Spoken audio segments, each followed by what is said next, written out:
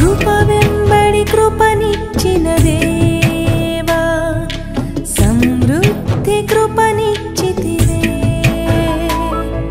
నీ కృప సమృద్ధి కృప, నీ కృప సమృద్ధి కృప. ఈ దినం కూడా ప్రభు ఈ ప్రకటన గ్రంథంలో సంఘములకు రాయబడినటువంటి సంగతులను మనకు బోధించాలని ఆయన ఇష్టపడతా ఉన్నాడు. ప్రకటన గ్రంథం అంటేనే చాలా మర్మములతో కూడినటువంటి ప్రత్యక్షత కలిగినటువంటి గ్రంథం. ప్రత్యక్షత, రెవల్యూషన్, రాబోయే కాలములో జరగబో సంగతులను రాయి అని చెప్పబడిన మాటలు ఇందులో రాయబడి ఉన్నాయి. మృతుడై సజీవుడుగా లేచి సమాధిని జయించి సజీవుడుగా ఉన్నటువంటి నిరంతరము ఏలుచున్న దేవుడు చెబుతున్నటువంటి మాటలు. కాబట్టి వీటిని మనము ఎంత శ్రద్ధగా ఆలకించాలంటే అంత శ్రద్ధగా ఆలకించాలి. దేవుడు మనకిచ్చిన అవకాశాన్ని బట్టి ఈ మాటలు మనము ధ్యానించుకోగలుగుతా ఉన్నాం. ఇందులో ఈ దినమున మనము 4వ సంఘం తుయతైరా సంఘమునకు రాయబడిన మాటలు మనము జ్ఞాపకం చేసుకుందాం. దేవాది దేవుడు తుయతైరా సంఘానికి రాయి, తుయతైరలో ఉన్న సంఘపు దూతకు ఇలాగు వ్రాయము అని చెప్తా ఉన్నాడు. ఆ మాటలు మనం చదువుకుందాం. ప్రకటన గ్రంథము 2వ అధ్యాయం 18వ వచనము, 19వ వచనము, 20వ వచనాన్ని, ఈ 3 వచనాలు మనము అందరం కలిసి చదువుకుందాం.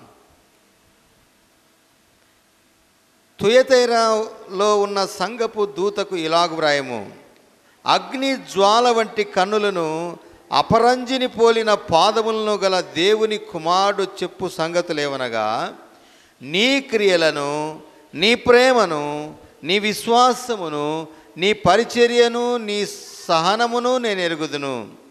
నీ మొదటి క్రియల కన్నా నీ కడపటి క్రియలు మరి ఎక్కువైనవని ఎరుగుదును. అయినను నీ మీద తప్పు ఒకటి మోపవలసి ఉన్నది. హల్లెలూయా. రాజుల మొదటి గ్రంథము 21, 25 వచనం చదవమ్మా.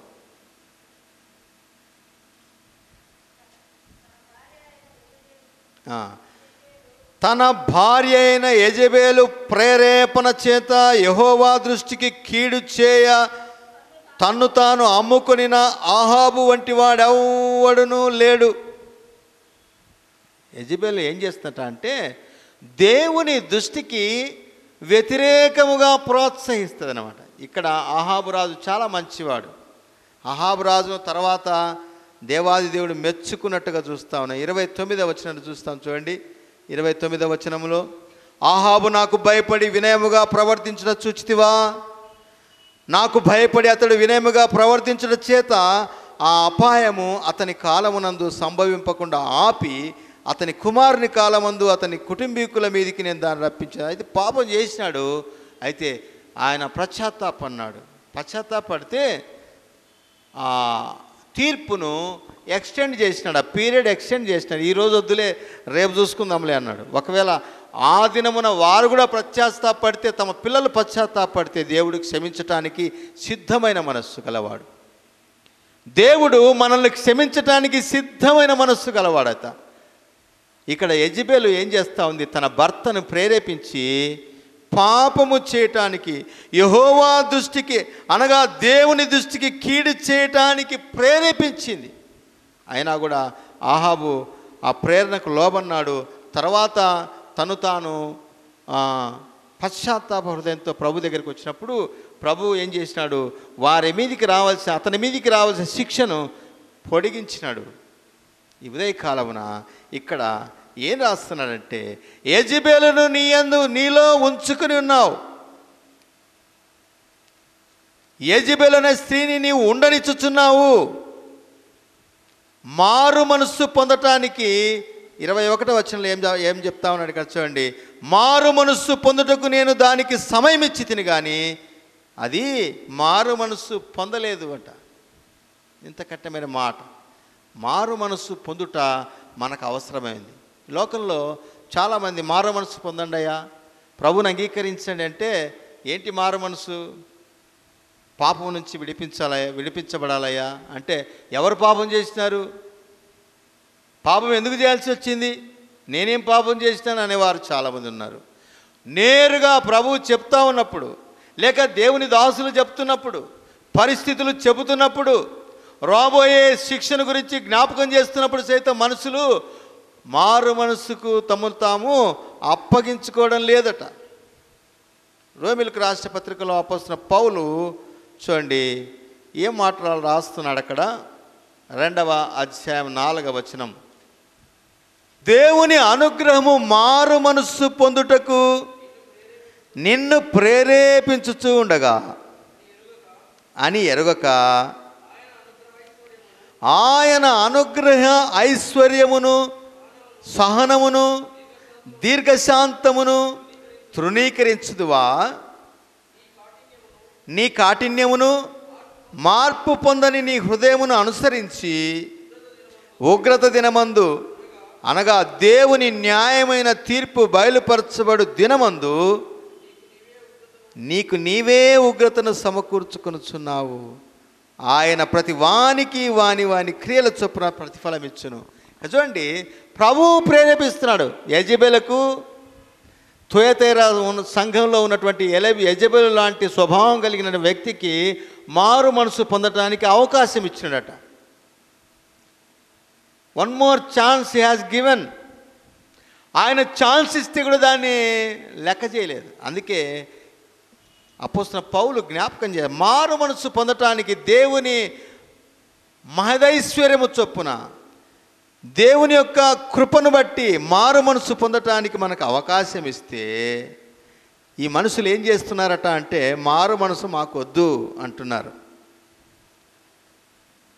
ఆయన అనుగ్రహ ఐశ్వర్యమును సహనమును దీర్ఘశాంతమును తృణీకరించి దానికి ప్రతిఫలముగా శిక్షణ పొందుతా ఉన్నారు. దేవునికి స్తోత్రం. శిక్ష నుంచి మనల్ని ఆయన తప్పించినాడు. దేవుని ఉగ్రత నుంచి మనల్ని తప్పించినాడు. పరలోక రాజ్య సంబంధులుగా మనల్ని చేసినాడు. అయితే ఈనాడు మనం ఏం చేయాలి? ప్రభు మనలో ఉన్నటువంటి బలహీనతలు ఎత్తి చూపిస్తున్నప్పుడు మనం we have to prepare our self to set right. మన జీవితాన్ని సరి చేసుకోవటానికి మనము సిద్ధపడాల. ఎవరైనా ఇదిగో సహోదరి, ఇదిగో సహోదరుడా సెట్ చేసుకో అని చెప్తే నువ్వెవరు నాకు చెప్పటానికి అంటే నీవు దేవుని తృణీకరిస్తున్నాయేమో, దేవుని మాటను తృణీకరిస్తూ ఉన్నావు, దానికి తగు ఫలితము నీవు పొందుతావు అని ఇక్కడ హెచ్చరిస్తూ ఉన్నాడు దేవుని మాటలు. కాబట్టి ఇక్కడ మారు మనసు పొందటానికి యెజబెలుకు ఎన్నోసార్లు ఛాన్స్ ఇచ్చినాడట, కానీ అది మారు మనసు పొందడం లేదు. ఎంత దయనీయమైన స్థితి! వీరు విశ్వాసములో, ప్రేమలో, సహనములో, క్రియల్లో అన్ని విషయాల్లో ఎంతో భక్తి కలిగి ఉన్నారు. అంతేకాకుండా దినదినము వృద్ధి చెందుతూ ఉన్నారట. మొదటి దినమున కంటే ఈ దినం ఇంకా వృద్ధి అయినారు.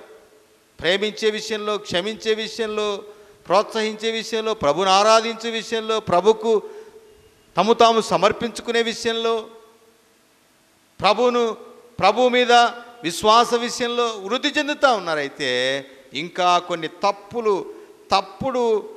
సమాచారము తీసుకుని వచ్చేవారు వారి మధ్యలో ఉన్నప్పుడు వారిని తీసివేయడం లేదు, వారితో కలిసి జీవిస్తూ ఉన్నారు. వారు సంఘాన్ని నష్టం కలిగిస్తూ ఉన్నారు. ఈ ఉదయకాలమున అలాంటి స్థితిలో ఒకవేళ నీవెవరైనా ఉన్నావా? అలాంటి స్థితిని నీవు ఒకవేళ అర్థం చేసుకున్నావా? అది నీకు అర్థమైందా? నీ వెంటనే సరిచేయబడాలా, లేక ఆ వ్యక్తిని సరిచేయాలా? ఆ వ్యక్తికి ఎన్నోసార్లు అవకాశం ఇచ్చినా కూడా ఆ వ్యక్తి సరిచేయబడలేదు. కాబట్టి నీవు దాని నుంచి దూరంగా ఉండాలని జ్ఞాపకం చేస్తాను. చూడండి, ఈ మాటలు కొన్నిటిని మనం జ్ఞాపకం చేసుకుని ముగించుకుందాం. 24వ వచనాన్ని 25వ వచనాన్ని దయచేసి చదవండి. హల్లెలూయా. చూడండి, ఇక్కడ శ్రేష్టమైన సంగతులను మనము జ్ఞాపకం చేసుకున్నాం. ఏంటట? 24వ వచనం చూసినట్లయితే, ఈ బోధను అంగీకరింపక సాతాను యొక్క గూఢమైన సంగతులను ఎరగమని చెప్పుకొని వారందరితో నేను చెప్పుచున్న మాటలు. సంఘమును విశ్వాసం నుంచి, పరిచర్య నుంచి, సహనం నుంచి, ప్రేమ నుంచి డిస్టర్బ్ చేసే ప్రతి పరిస్థితి యెజబెలుకు సంబంధించిందే, డిస్టర్బ్ చేసే సాతానుకు సంబంధించిందే. కాబట్టి జాగ్రత్తగా ఆలకించండి అని ఆయన చెప్తా ఉన్నాడు. ఒకవేళ ఆయన ఏం చెప్తాడు, మన మీద ఏమైనా భారం మోపుతాడా అంటే, నేను మీ మీద భారం మోపను అంటా ఉన్నాడు కదా. చూడండి ఏం రాస్తున్నాడు అక్కడ, మీపై మరి ఏ భారమును పెట్టను. చాలామంది పరిచర్య చేయాలంటే భారం, అయ్యో నేనే ఆడపోతాను, మందిరం కొంచెం క్లీన్ చేద్దాం, అమ్మో నేనే ఆడ వస్తాను, నువ్వే పోయి చేసుకో, కొంచెం సహాయపడు దేవుని పరిచర్యలో, సమయం లేదు అంటుంటాం కదా. ఎంత భారమో. అయితే ప్రభు ఒక దినమున మన భారమును మోసినాడు. ఆయన ప్రయాసపడి భారం మోసుకున్న సమస్త జనులారా నా యొద్దకు రండి, నేను మీకు విశ్రాంతినిస్తా అన్నాడు. ఆయన మనల్ని విశ్రాంతిలోనికి నడిపించినాడు. అంతేకాకుండా ఆయన మనకు సాత్వికత్వాన్ని నేర్పించి తన యొద్ద నేర్చుకో అన్నాడు. మత్తయి సువార్త 11:28-29 మనం చదువుకుందాం ఆ మాటలు. నా యొద్ద మీరు నేర్చుకోండి, అప్పుడు మీ ప్రాణమునకు నెమ్మది కలుగును అంటా ఉన్నాడు. మన ప్రాణములకు నెమ్మది ఇచ్చినాడు. నెమ్మది ఇచ్చినాక ఇంకా మనల్ని భారంతో ఆయన ఉంచడట. అయితే ఏం చేయాలా?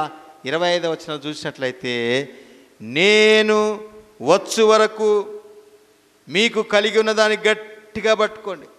నేను వచ్చే వరకు మీకు ఇచ్చినటువంటి ఆ శ్రేష్టమైన సంగతులు, మీకు ఇచ్చిన రక్షణ, మీకు ఇచ్చినటువంటి విమోచన, మీకు ఇచ్చినటువంటి పరిచర్య, మీకు ఇచ్చినటువంటి సహనము, ఓర్పు, ప్రేమ, వాటిని అనుసరించి జీవించు అని జ్ఞాపకం చేస్తామండి. ఎప్పుడైతే మనం అలాగున నడుచుకుంటామో అప్పుడట ఆయన మనకు ఏమిస్తాడు? 26-27 వచనాలు చూసినట్లయితే, నేను నా తండ్రి వలన అధికారం పొందినట్లు జయించుచు అంతవరకు నా క్రియలు జాగ్రత్తగా చేయవానికి జనుల మీద అధికారం ఇచ్చేదను. అధికారం ఇస్తాడట. అధికారం ఎప్పుడు అధికారం వస్తుంది మనకు? అధికారాలన్నీ వేరే వాళ్ళు తీసుకున్నారు, వారే చెలాయిస్తూ ఉంటారు కదా.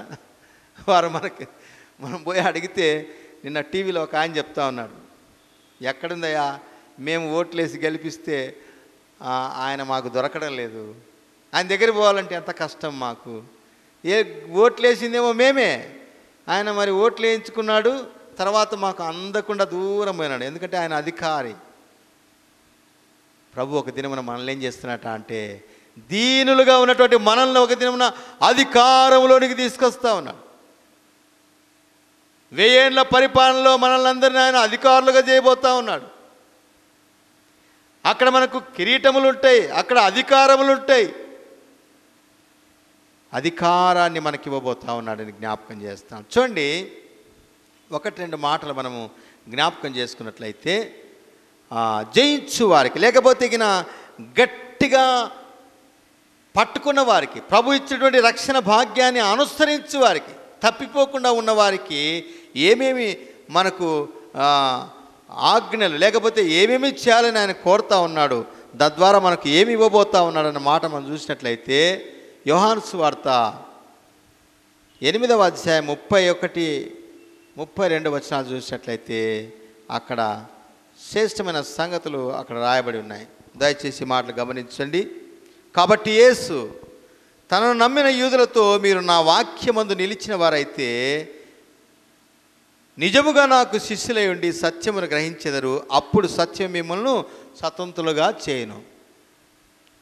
ఇక్కడ గట్టిగా పట్టుకోండి అంటే దేన్ని పట్టుకోవాలి? మనము దేన్ని పట్టుకోవాలట? వాక్యాన్ని మనం పట్టుకోవాలి. అంటే దేవుని మాటను మనం పట్టుకోవాలి. మనం చెప్తుంటాం కదా, నువ్వు మాట మీద నిలబడలేదు అంటుంటాం. మాట మీద ఎట్లా నిలబడతాం? భూమి మీద నిలబడతాం, మన కాళ్ళ మీద మనం నిలబడతాం కదా. మాట మీద నిలబడదు. మాట మీద అంటే నువ్వేం చెప్పినావో దానికి కట్టుబడి ఉండడం. దేవుని మాటకు మనం నిత్యము కట్టుబడి ఉండాలని ప్రభు జ్ఞాపకం చేస్తాం. అప్పుడే మనము ఏలువారిగా మనం ఉంటాం. ఏలికలుగా అధికారం మనకి ఇవ్వబోతా ఉన్నాడు. ఎప్పుడు? దేన్ని గట్టిగా పట్టుకుంటే, దేన్ని గట్టిగా అనుసరిస్తే అంటే వాక్యమును మనము నిత్యము అనుసరించేవారుగా ఉండాలని ప్రభు కోరుతాం. నీవెట్లా ఉన్నావు? వాక్యాన్ని అనుసరించు వాడవుగాను, అనుసరించు దానవుగా ఉన్నావా? వాక్యం చదవటానికి రాకపోవచ్చు, కానీ విని దాన్ని అనుసరించువాడు ధన్యుడు అంటా ఉన్నాడు. ప్రకటన గ్రంథం ఆరంభంలోనే మాటలున్నాయి. ఈ ప్రవచన వాక్యములను వినువాడు, దాన్ని అనుసరించువారు ధన్యులు అని రాయబడింది. ధన్యుడుగా నీవు నేను ఉండాలని ప్రభు కోరుతా ఉన్నాడు. కాబట్టి వాక్యాన్ని మనం అనుసరించే వారంగా ఉండాలి. కొరింథీయులకు రాసిన రెండవ పత్రిక, మొదటి పత్రిక 15వ అధ్యాయంలో ఒక మాట రాయబడింది. చూడండి ఏం మాటలు అక్కడ.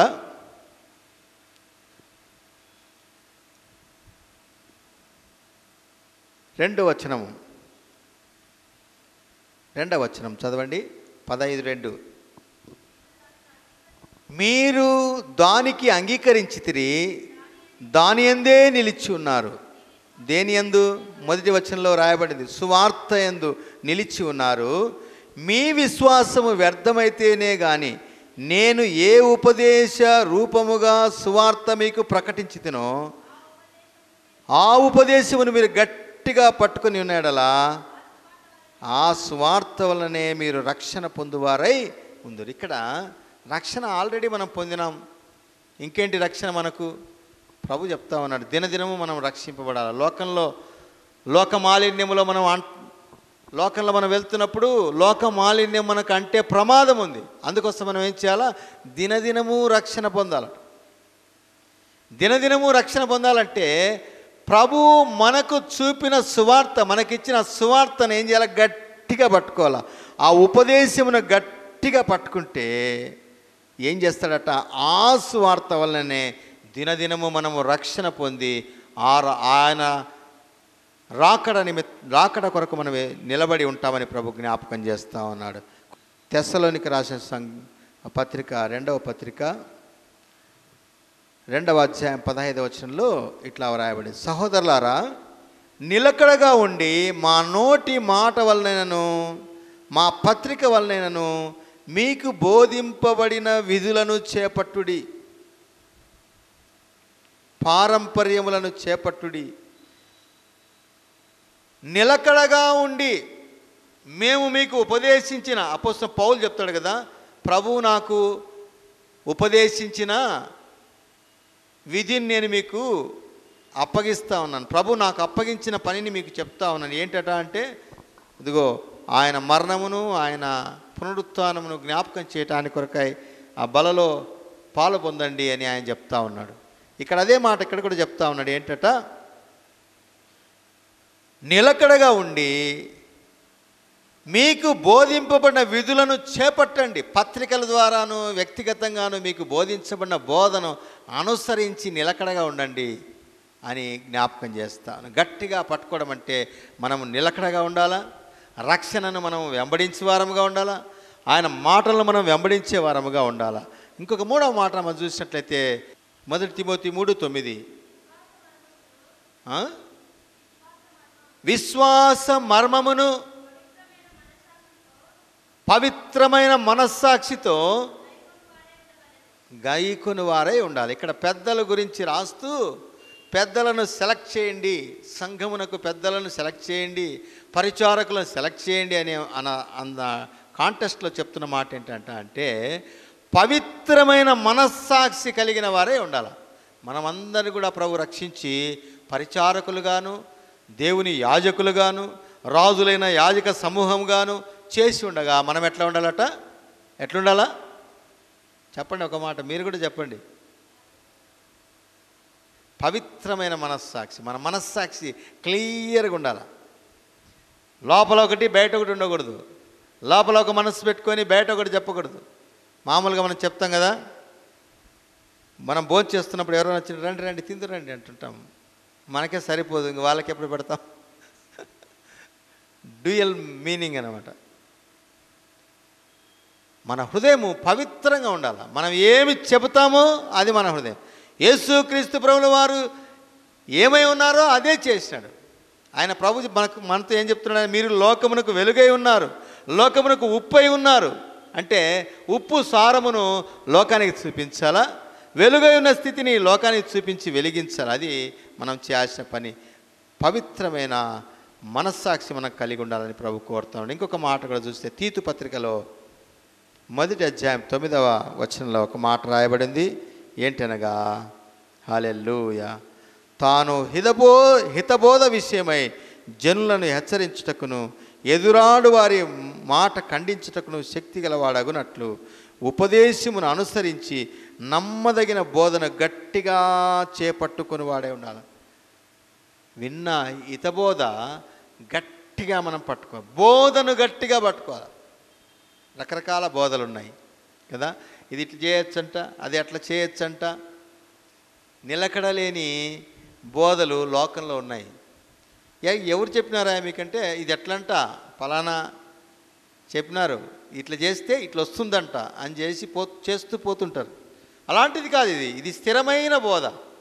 ఈ గ్రంథంలో ఆరంభం నుంచి చివరి వరకు ఇటు హారిజంటల్ కానీ వర్టికల్గా కానీ ఎట్లా చదివినా కూడా లెక్క ఒకటే.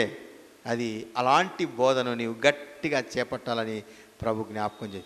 ఎప్పుడైతే మనం గట్టిగా చేపడతామో అప్పుడు ఏమంటున్నాడు ప్రకటన గ్రంథంలో, మనల్ని ఏలికలుగా చేస్తారట. ఉదయకాలమున దేవుని మాటలు మనము విన్నాం, దేవుని హెచ్చరికలు మనము విన్నాం.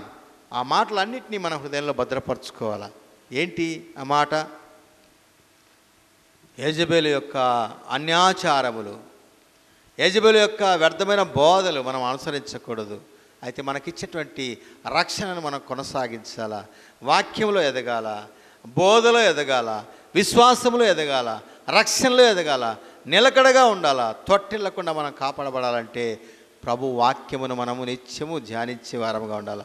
ఆయనకు సమీపస్తులుగాను ఆయనకి ఇష్టలుగా ఉండాలి. అప్పుడు ఆయన చెప్తాడు కదా, ఇదిగో మీ క్రియలు నేను ఎరుగుదును, మీరు కలిగిన క్రియల కంటే ఇప్పుడు ఇంకా ఎక్కువ చేస్తున్నారు, మీకు ఎక్కువ అధికారాలు నేను ఇవ్వబోతాను అంటాడు. ఒకవేళ ఎక్కువ అవుతా ఉందిలే, బాగానే మందిరానికి వస్తున్నాం, బాగానే కానుకలు ఇస్తున్నాం, బాగానే ప్రభువుని గణపరుస్తున్నామని ఇంకొక బోధన అనుసరిస్తే ఆయన గద్దిస్తాడు. ఒకవేళ పొరపాటున ఇంకా వెనకబడి ఉన్నట్టయితే ప్రభు అంటున్నాడు కదా, మారు మనసు పొందటానికి నీకు అవకాశం ఉంది, నా దగ్గరికి రా, నీ మీద నేను భారం పెట్టను, నా దగ్గర నేర్చుకో, నీకు నెమ్మది కలగజేస్తానంటున్నాడు. ఈ మాటలు వింటున్నటువంటి ఎవరైనా సరే, ఇక్కడ ఉన్నవారు కానీ ఇంకా వింటున్న ఎవరైనా సరే, ప్రభువుని నీవు అంగీకరించకుండా ఉన్నట్లయితే ఈ దినమున నీ హృదయాన్ని ప్రభువుకి ఆయన తన ప్రశస్తమైన రక్తాన్ని కల్వరి శిలువలో అర్పించినాడు. ఎందుకనగా మన మారు మనసు కొరకే, ఎందుకనగా నీ కొరకు నా కొరకు తాను శిలువలో అప్పగించుకున్నాడు, ప్రాణం పెట్టినాడు, చనిపోయినాడు, పాతి పెట్టబడినాడు, తిరిగి లేచినాడు. 3వ దినం లేచి ఆయన రాబోతా ఉన్నాడు. అందుకే ఆయన చెప్తున్నాడు, నేను వచ్చే వరకు వీటిని గట్టిగా చేపట్టండి అని. నువ్వు అలాగున్నావా? అలాగున్నట్లయితే దేవునికి స్తోత్రము. ఆయన రాకడలో మనం ఆయన ఎదుర్కోబోతా ఉన్నాం. అట్టి కృప మనందరికీ ఆయన అనుగ్రహించి నడిపించును గాక. ప్రార్థన చేసుకుందాం. ప్రేమగల మా తండ్రి, ఈ ఉదయకాలమున మీరు మాతో మాట్లాడిన ప్రతి మాటను బట్టి స్తోత్రాలు. ప్రతి మాట మా హృదయంలో నాటి ఫలింపచేయండి. ఓ దేవా, మా తండ్రి మా నాయన, విన్నవారి హృదయాన్ని మీరు దర్శించండి ప్రభా. రక్షింపబడిన వ్యక్తి స్థిరపరచండి, మీరు ఆకడ కొరకు అధికారము కొరకు సిద్ధపరచండి. రక్షణలో లేని వారు ఉన్నారా? ఈ దినం రక్షించండి ప్రభా. మారు మనసు పొందకపోతే గొప్ప తీర్పు ఉంది, అలాంటి శిక్షణ విడిపించండి. ఓ ప్రభా మా నాయన, అనారోగ్యంగా ఉన్న వారిని ముట్టండి. యేసు రక్తమును ప్రోక్షిస్తున్నాం, సంపూర్ణ స్వస్థత దయచేయండి. యేసుక్రీస్తు నామమున ప్రార్థించి వేడుకొంచుతున్నాం తండ్రి. ఆమేన్, ఆమేన్.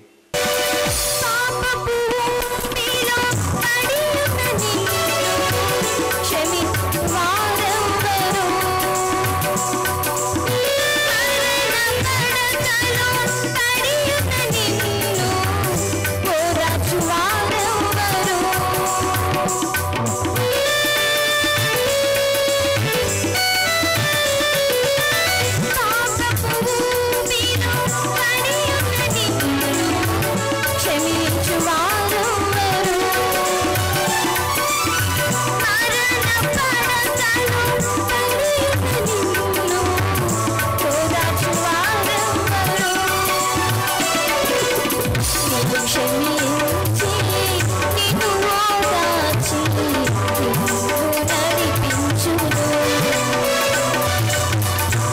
క్షమించి నిన్ను ఓదార్చి నిన్ను నడిపించును. అతడే నాజరేయుడు, అతడే క్రీస్తువు రక్షకుడు, అతడే నాజరేయుడు, అతడే క్రీస్తువు రక్షకుడు. శత్రు సమూహం తరుముచున్న నిన్ను రక్షించువారెవరు? గమ్యములేక తిరుగుచున్న నిన్ను కరుణించువారెవరు?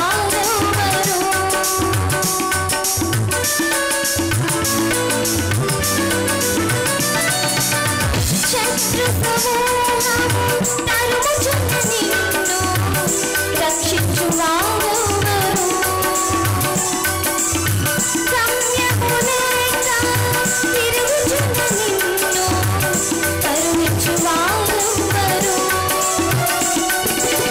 నిన్ను రక్షించి నిన్ను కరుణించి నిన్ను బలపరచును.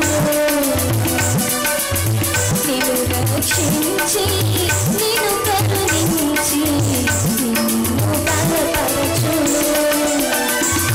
అతడే నాజరేయుడు,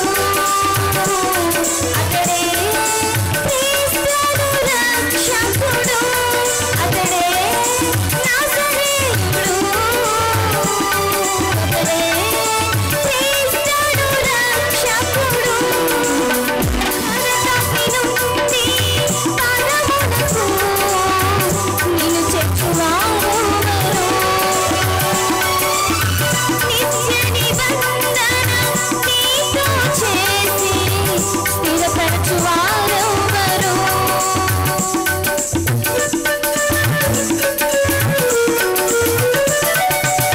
నరకటి నుండి పరమునకు నిన్ను చేర్చువారెవరు? నిత్య నిబంధన నీతో చేసి స్థిరపరచువారెవరు? శుద్ధిగా మార్చి పరమున చేర్చి మహిమగా దయచేయును. శుద్ధిగా మార్చి